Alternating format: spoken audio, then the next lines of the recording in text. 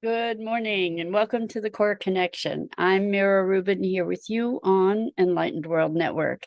And today's topic is a time for every purpose, from the song, A Time for Every Purpose Under Heaven. I think it's actually from a prayer. But before we get started talking about a time for every purpose, let's take a minute or two to get present. Let's take a deep breath in through your nose and hold it. And imagine clean, crisp oxygen flooding your lungs, flowing into your bloodstream, nourishing all your cells, all your organs, bringing vital life energy to your body and being. And as you exhale any tension, stress, negativity, fatigue. And now let's take another deep breath in through your nose and hold it. This time, imagine brilliant, bright light lighting you up from the inside out, illuminating, electrifying, and energizing all your cells, all your molecules, your electrons, creating a brilliant beam of light and energy from your heart out into the world. And as you exhale any remaining tension, stress, negativity, fatigue. And now let's press our palms together. Vigorously rub your hands together to feel the friction, the temperature, the pressure, the motion, the tickling and tingling when you stop. And allow all those sensations to bring you present right here, right now, into this remarkable physical form that enables you to experience life. Welcome, welcome, welcome. Good morning, good morning, good morning, Rosalind. So good to start the day with you. Welcome. And welcome to everyone else who's joining us. And we're talking about a time for every purpose. There was, I think it was a Peter, Paul, and Mary song. For every thing, there is a season and a time for every purpose under heaven. And the thought of that line came up in inquiring of myself, what is it that at some time I get a surge of motivation, inspiration, determination, whatever it is, to pursue something that at other times I couldn't get myself to do on under any circumstances. So for example, this is coming up because I'm looking at the fact that I've started, and I don't know how long it'll last, so I don't want to put a jinx on it or anything, but I've started exercising, walking an hour in the morning, bicycle riding, actually exercising, which has not been something that is a mainstay of my lifestyle. I would like it to be otherwise, but that's in the past anyway. It wasn't a part of my routine. I had to force myself, and I didn't really. I'd go through periods where I'd exercise and then just stop. And so I wonder what it is that when we have this motivation to actually do something, that what is it that makes that happen? Now, it doesn't hurt that the weather's much better now, but I don't think that that's all of it. And I wonder if you experience the same thing with these cycles where you might get super engaged in something and obsessed with it, maybe not obsessed, but really engaged or obsessed, and you are really avidly pursuing something, and then that passes. And I see this for myself in my life as a pattern over my life. And actually, it's interesting. I recently heard somebody talking about ADD, and that's kind of one of the patterns of ADD is a super intensive interest in something, and then that's it, next. And I I don't know if that's, how valid that is or not, but I do see that pattern recurring over time where there's sort of a passionate commitment to something, and then that passes. And it's like there's a time for every purpose, where that time comes and that time goes. It's like the changing of the seasons. I wonder if you experience something like that as well, where just because I would say I really want to do this doesn't mean that I would have the wherewithal within me to align and be consistent and diligent in pursuing that, whatever it was. And then there are other times when it just happens. So, like with this exercise thing, and I really am curious if you experience something similar. I didn't say I'm going to start exercising. I just woke up one morning and I said, I'm going to go for a walk. And I went for a walk and for an hour. And and that started it. It wasn't making a declaration that I was going to do this. And I don't know that I have still made a declaration. I'm still just getting up each day and seeing what happens. And so I still seem to have the passion for this at the moment. So I'm just curious, as we look at these things, what is it that sets us up to win, that sets us up to be able to follow through or to be engaged with something on a consistent basis? It's just very interesting to me. Like, where does the motivation come? How can we create motivation? So Rosalind says, maybe the intelligence of body craving something like certain foods to eat. I could have a craving for eggplant when it's not in my normal cooking dishes. I think that there is an intelligence of the body, Rosalind, for sure. And that we do tend to crave different things. And maybe that's our spirit too, is craving different things. Maybe, like in this case, my body is saying, okay, I'm ready. I don't know. I mean, I love the idea of getting strong. I have gone through periods of my life where I was really diligent for months at a time doing exercise, going to the gym or walking or lifting, but that hasn't been for a long time. And then I woke up one day and now it's time again. And so it's just so interesting. Like, you can't, when you talk about the body craving, I don't know that we can necessarily we can force ourselves to do things. Some of us can. I'm not really good at forcing myself to do stuff. But it's like when there's a will for something that emerges. I'm wondering, what is it that creates that? And I guess I can look at the fact that I've been doing a course on the Silva method, Silva mind control method. It's not called that anymore. I think it's just called the Silva method. Rosalind says, are you asking where does the will come from, or the creation of something? I think I'm looking at, well, we can look at both, but I think I'm looking at, where does the will come from? Like, what is it that one morning we wake up and it's like, okay, time to take a walk, time to do exercise? Where does that come from? And so a thought is that I have been doing these Silva meditations.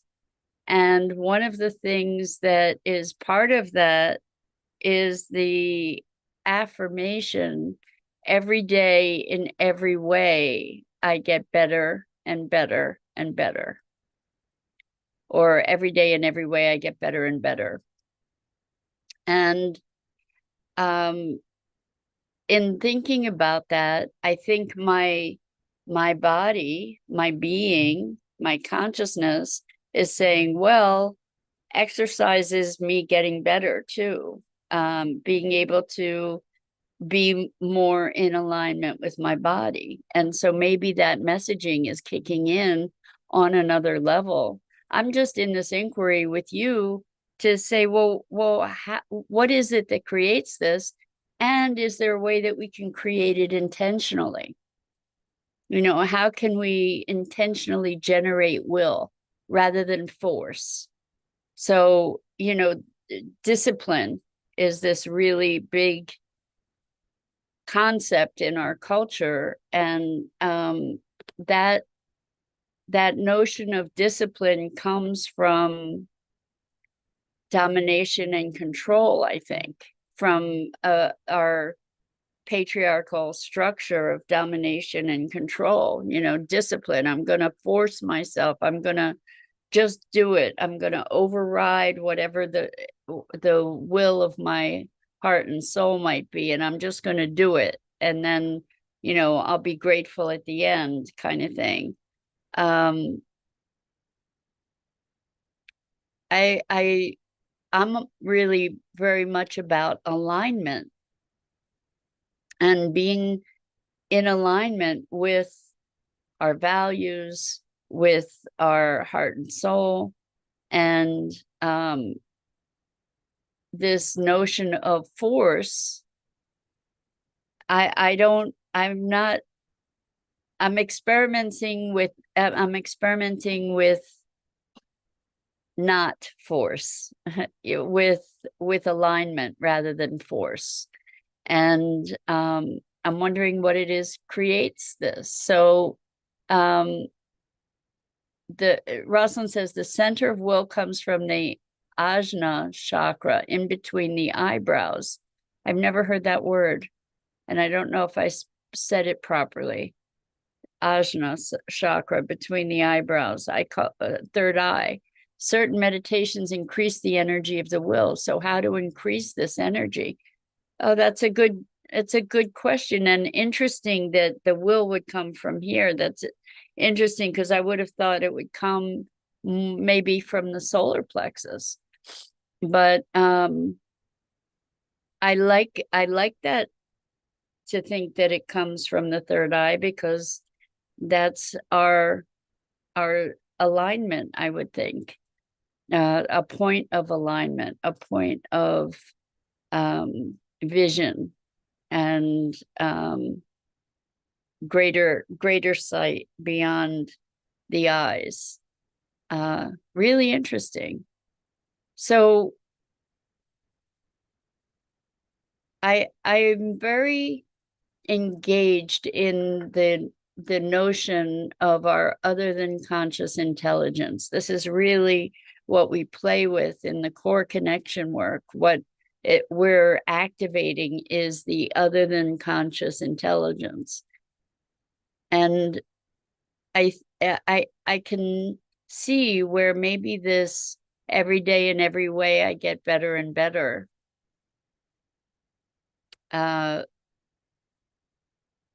works on a bunch of different levels, and where it could, for my being, translate into, well, I want physical wellness, I want physical health, I want physical strength. And these are things that I value for myself. It's just that I had no motivation for forever, and now it's showing up, which is pretty awesome. There were a couple other exercises with quantum jumping. This is something also I've been playing with or learning. A guy named Bert Goldman, who was a Silva master, also developed this thing called quantum jumping, where you jump into the infinite possibilities, or the infinite manifestations of yourself that may have traveled a different path. If, according to physics, everything that could be already is. So there are multitudes of ourselves that expressed in multitudes of ways with multitudes of talents, and that we can actually jump into that expression, which is holding a frequency of whatever those experiences are. So it's being able to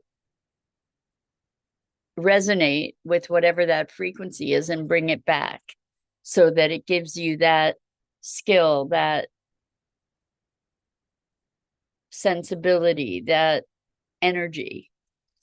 And so one of the exercises in that was a healthy body, and jumping into another version of yourself that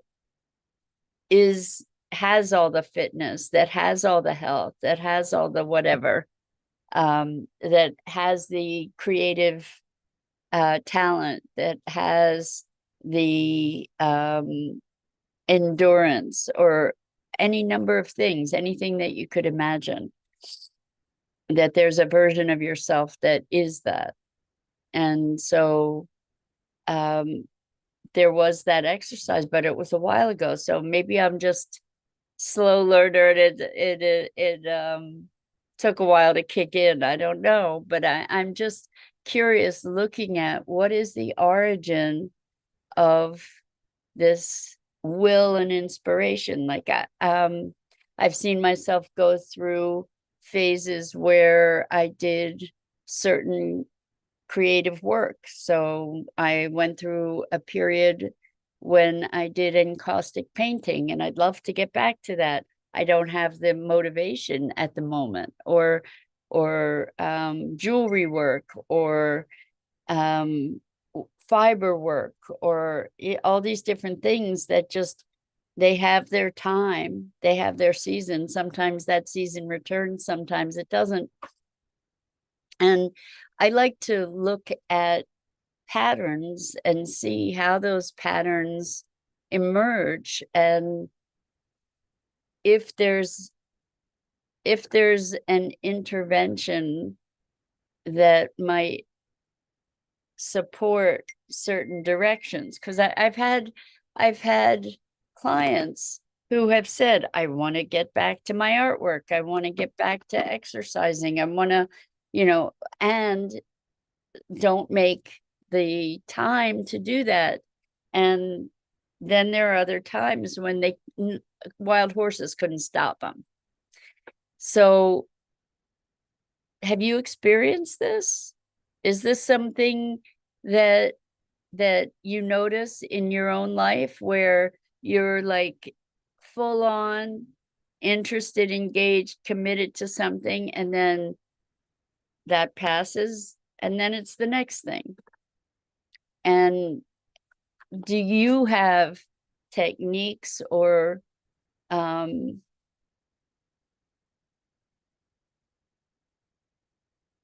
ideas about how to generate the will for certain different things?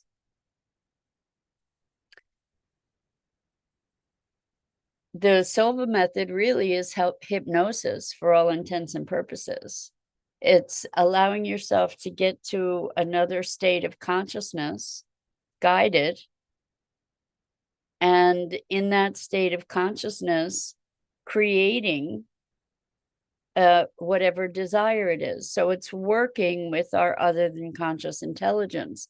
There's a richness there, that when we can communicate on that level with ourselves, that we can maybe generate this kind of alignment that we're talking about.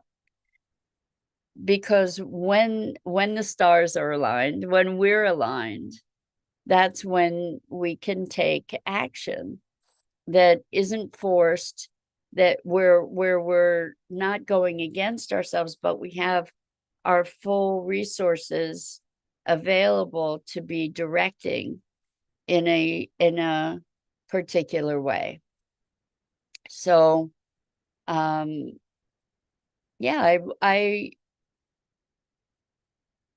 I think that there's a tremendous power available to us by using our meditative consciousness to generate what we desire and what we desire to desire.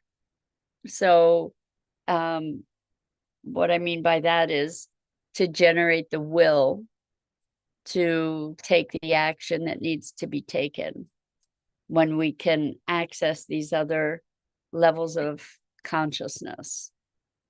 We're kind of then deliberately playing in the realm of the infinite. We're deliberately playing in the quantum dimensions where all possibilities exist. And when we start thinking about all possibilities, it's sort of a muscle to exercise, actually, speaking of exercise, to allow ourselves to think beyond the patterns and the norms and the constraints that we just receive, to start saying, well, what if I could do anything? What would I like to do? What would I like to cultivate, without first mitigating it by saying, oh, I could never do that. So what if we had allowed ourselves to be in this state of the alpha state, sort of, it's a meditative state of presence and awareness, and asked ourselves questions in that state to say, what would my soul most enjoy in its expression? So Rosalind says, following a spiritual practice and changing the course. At the core, the soul is the unchanging, being a vessel to experience what is unfolding. Yes, yes, yes. So I'm very much about the unfolding and the soul. I agree, at least conceptually, we're in alignment about that, is that the soul is the essence. The soul is unchanging.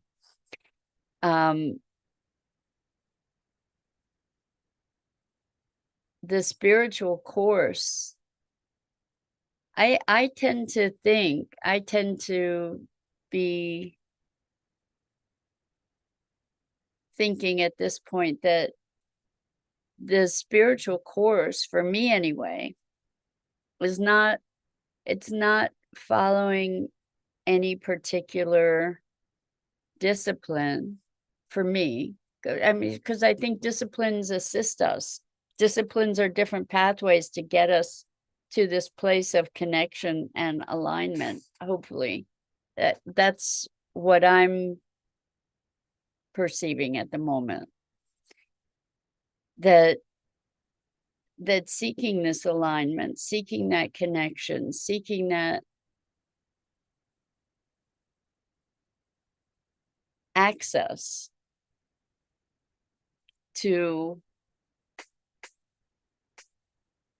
that awareness of soul, or the experience of soul that is beyond time, or the words are somewhat limited, right?